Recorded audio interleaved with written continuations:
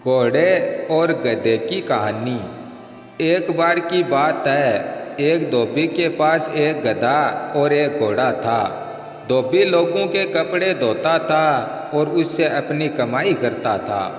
एक दिन धोबी ने सारे कपड़े गधे पर लाद दिए थे, जबकि घोड़े पर कुछ भी नहीं था। गधे पर बोझ बहुत भारी था। काफ़ी देर चलने के बाद कपड़ों का भारी बोझ गधे को तकलीफ देने लगा।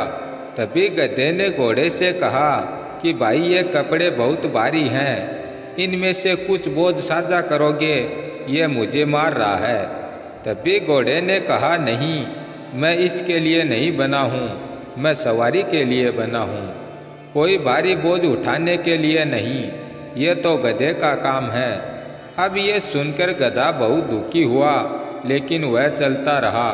काफ़ी दूर चलने के बाद गधा बुरी तरह से थक गया और गिर गया। अब गधे को ऐसी हालत में देखकर धोबी को बहुत बुरा लगा। उसे जल्दी अपनी गलती का एहसास हुआ और गधे को पानी पिलाया।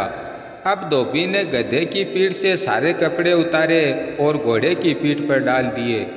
अब कुछ देर चलने के बाद घोड़े को पता चला कि ये बोझ गधे को कितना परेशान कर रहा था, और घोड़े को समझ आया कि उसने पहले गधे की मदद की होती तो अब ये इतना सारा बोझ अकेले नहीं उठाना पड़ता, और घोड़ा गधे से माफ़ी मांगने लगा। इस कहानी से हमें यह सीख मिलती है कि अगर कोई मदद मांगे तो उसकी मदद कर दिया करो, वरना बारी सबकी आनी है, और जिस दिन बारी आएगी उस दिन पछताने के अलावा कुछ भी नहीं मिलेगा।